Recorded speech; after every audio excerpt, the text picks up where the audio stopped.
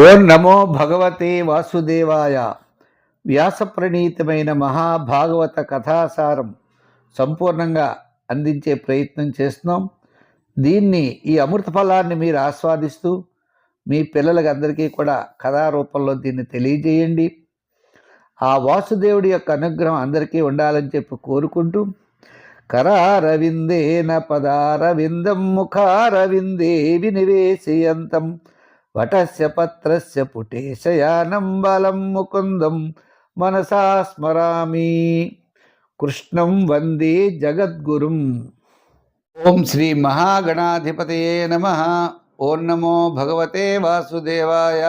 ఓం నమో శ్రీ లక్ష్మీ వెంకటేశ్వర స్వామినే నమః. శుక్లాంబరధరం విష్ణుం శశివర్ణం చతుర్భుజం ప్రసన్నవదనం ధ్యాయేత్ సర్వవిఘ్నోపశాంతయే. వ్యాసం వసిష్ఠనప్తారం శక్తే పౌత్రమకల్మషం పరాశరాత్మజం వందే సుఖతాతం తపోనిధిం జ్ఞానానందమయం దేవం నిర్మలస్ఫటికాకృతిం ఆధారం సర్వవిద్యానాం హయగ్రీవముపాస్మహే. బ్రహ్మ యొక్క మానసపుత్రులైన నలుగురు కూడా జయ విజయుల్ని శపించారు. మీరు భాగవతోత్ములే, మేము భాగవతోత్ములే. మమ్మల్ని అవమానపరిచారు కాబట్టి మీరు ఇక్కడ ఉండడానికి తగిన వారు కాదు. మీరు లోకంలో అంటే ద్వేషభావంతో, అంటే కామ క్రోధ లోభ మోహ మద మాత్సర్యాది గుణాలు అవ్వచ్చు, ఇటువంటి గుణాలు కలిగినటువంటి నివాస స్థానములుగా ఉన్నటువంటి పాప యోనులు యందు జన్మించండి అని శాపం ఇచ్చారు. అంటే మీరు తక్షణం ఈ యొక్క వైకుంఠాన్ని వదిలిపెట్టి వెళ్ళవలసినట్లుగా అంత భయంకరమైన శాపం ఇచ్చారు. వాళ్ళు గబుబా కాళ్ళపడి, స్వామి మీ ఏదో తెలియ చేశాం, మమ్మల్ని క్షమించండి అని చెప్పి పడ్డమే కాకుండా శిక్షా కాఠిన్యాన్ని తగ్గించమన్నారు.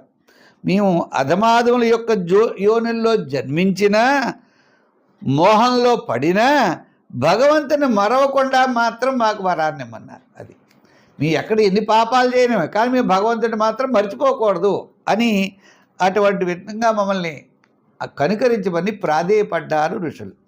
ఇంత లోపల ఏమైంది, మన స్వామికి తెలిసింది, ఓహో మన వాళ్ళు ఏదో చేశారని. గబగబా మహామునులు వచ్చారు కదా, ఆయన గబగబా లక్ష్మీ సమేతుడై అక్కడికి వచ్చాడు. ఆ ద్వారపాలకాదులు ఆ సనకాదులను అవమానం చేసినటువంటి విషయం తెలుసుకుని స్వయంగా అక్కడికి వచ్చిన తర్వాత అప్పటికి గబగబా ఈ మహానుభావులు ఉన్నారు కదా, ఈ ఋషీశ్వరులు, మహానుభావుడు వచ్చాడని చెప్పి ఎంతో ఆనందంగా స్వామివారిని దర్శించుకున్నారు. దర్శన భాగ్యం వైకుంఠంలో నాథుడిని స్వయంగా చూసేప్పటికీ అప్పటి వరకు పడినటువంటి వాళ్ళ కష్టాలన్నీ కూడా తొలగిపోయాయి. ఆ బ్రహ్మదేవుడు, పరమశివుడు, సకల దేవతలు నిరంతరము సేవించుకున్నటువంటి ఆ మహావిష్ణువుని దర్శించారు ఈ సనకాది మహామునులు. ఆయనకి శిరస్సుతో పాదాభివందనం చేశారు. ఎంత చూసినా స్వామిని తీరలేదు వాళ్ళకి. వారు హృదయాలు ఉప్పొంగిపోయాయి. ఆ ఉప్పొంగిపోయిన తర్వాత వాళ్ళు అంటున్నారన్నమాట, తం త్వాం విదామ భగవన్ పరమాత్మతత్వం సత్వేన సంప్రతిరతిం రచయంతమేషాం యత్తేను తాప విదితై దురభక్తి యోగై ఉద్గ్రంథయో హృది విదుర్మునయో విరాగా. వాళ్ళు ఇలా స్మరించే, ఓ పరమపురుష, కేవలం నీవు పరమాత్మ తత్వం మాత్రమే మాకు తెలుస్తుందయ్యా.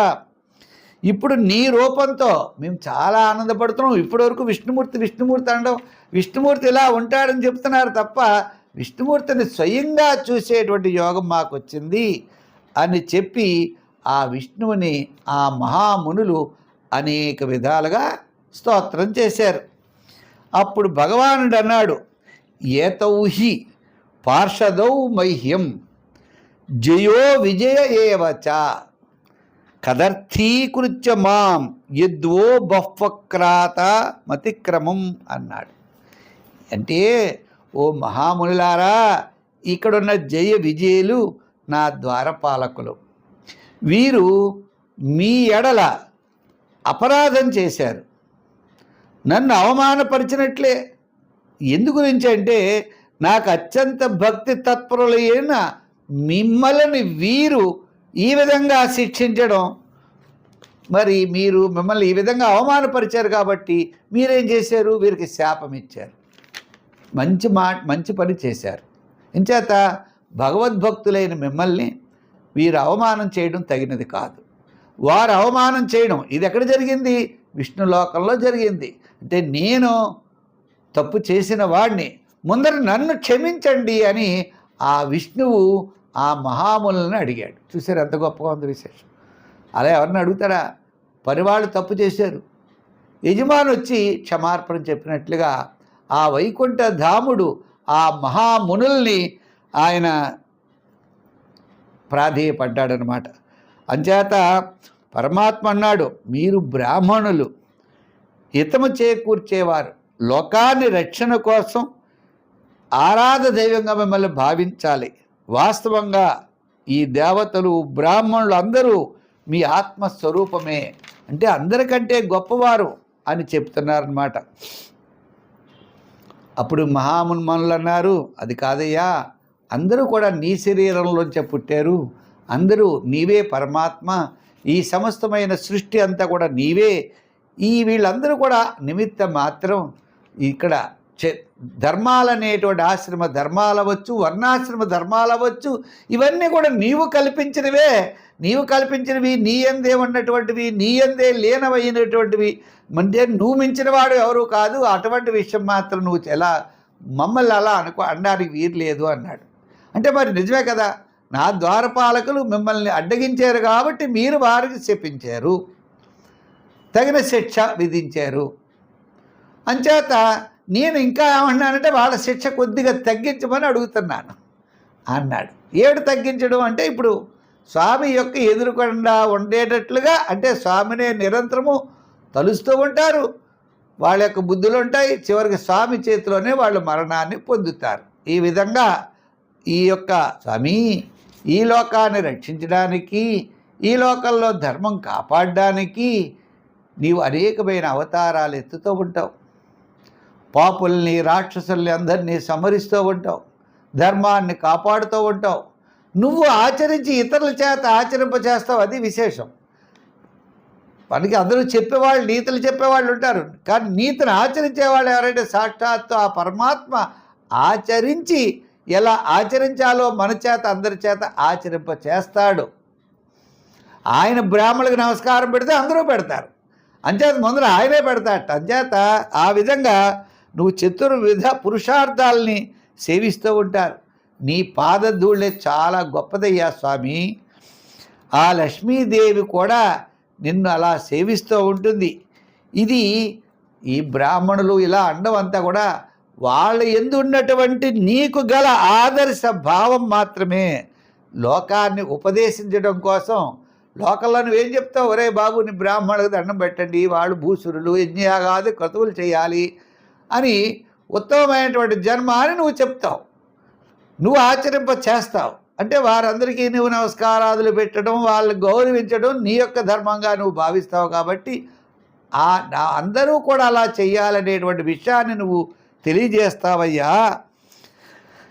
నీవు సకల సద్గుణాలకి పెన్నిధివి.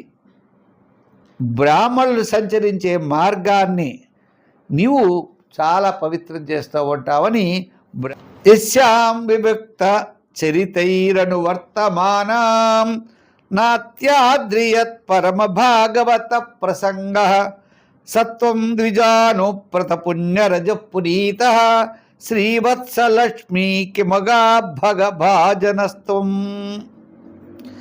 ఇదంతా కూడా నీకు వాళ్ళ యందు ఉన్నటువంటి బ్రాహ్మణులు యందు ఉన్నటువంటి ఆదరాభవ అమానం తప్ప నువ్వు సాక్షాత్తు పరమాత్మవయ్యా, ధర్మస్వరూపుడవయ్యా, సత్యము ఆది 3 యుగాల్లో కూడా నువ్వు సత్యాన్ని చాటినటువంటి వాడవయ్యా, రాక్షసులందరినీ సమరించిన వాడవయ్యా అని చెప్పి వాళ్ళు ఆ మహామునులు ఆ విష్ణుమూర్తితో అంటున్నారు. ఏతే సుతే తరగతిం ప్రతిపద్య సద్య సంరంభ సంవృత సమాధ్యనుబద్ధ యోగౌ భూయస్సకాశాముపయాస్యత ఆసుయోవః శాపోమయైవా నిమిత్తస్తదవైత విప్రాః. ఎలా చెప్పేందరు లాస్ట్లో స్వామి చెప్తున్నారు, ఏమంటే మీరు మునులారా మీరేమనుకోకటయ్యా, ఇది కూడా నా చేత ప్రేరేపించబడినది ఇది అన్నారు. విష్ణుమూర్తి యొక్క అనుజ్ఞతోటే వాళ్ళ యొక్క ఆ భావాలు అలా ఆ సమయానికి ఆ జయవిజయులు అలా మాట్లాడడం జరిగింది.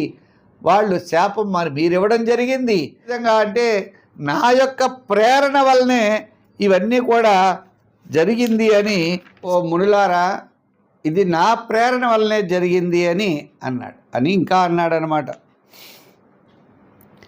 వాళ్ళు ఆ మహామునులు, సనకాది మునులు ఆ నయనానందకరమైన వైకుంఠాన్ని విడిచి వెళ్ళాలంటే వాళ్ళకి బాధే కదండి. స్వామిని చూశారు, వైకుంఠాన్ని చూశారు.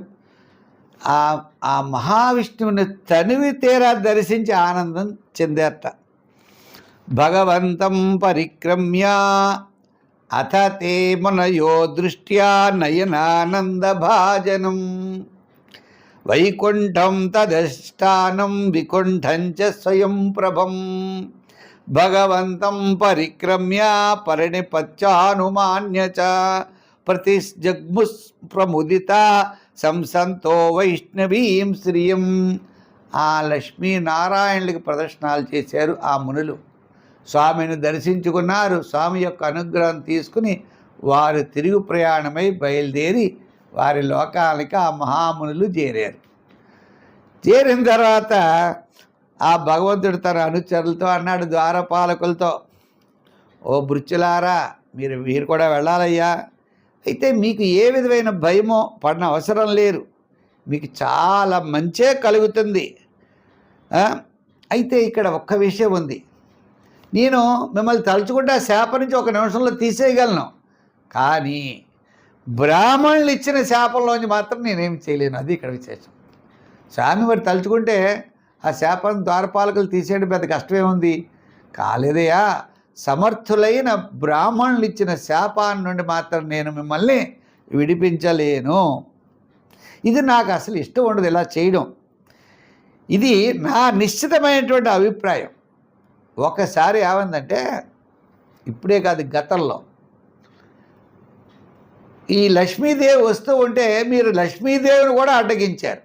ఆమె కూడా అప్పుడు శపించింది, మీరు వైకుంఠానికి దూరంగా స్వామికి క్రోధంతో మీరు ఉండాలని చెప్పి ఆమె యొక్క గతంలో కూడా మీకు ఒక శాపం ఇచ్చింది. ఒక పర్యాయం నేను యోగ నిద్రలో ఉండగా లక్ష్మీదేవి నా మందిరానికి వస్తూ ఉంటే ద్వారం వద్ద మీరు ఆపారు. అప్పుడు మీరు ఏమన్నారు, ఆమె క్రోధాన్ని వహించి మిమ్మల్ని శపించిందయ్యా. అప్పుడు ఏమని చెప్పించింది, మీరు రాక్షసులుగా జన్మించి నా ఎడ క్రోధము వహించి వైరవ భావంతో ఏకాగ్రత చిత్తులై ఉండాలని చెప్పి ఆమె చెప్పించింది. అంటే మీరు రాక్షసులుగా పుట్టాలి, ఆ విష్ణుమూర్తితో వైరం తెచ్చుకోవాలి అని ఆమె కూడా ఒకసారి శాపం ఇచ్చింది.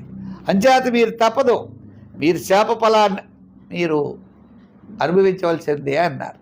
సరే, బంగారు గోపురాలతో అలంకృతమైనటువంటి ఆ వైకుంఠాన్ని వదిలి ఇంకా వాళ్ళకి ఎలా వెళ్ళగలరు? పాపం వెళ్ళలేరు, బాధ వేస్తుంది. వాళ్ళ నివాస స్థానాన్ని వదిలేసి అక్కడికో భూలోకంలో పోవాలి అంటే ఎలాగ చెప్పండి?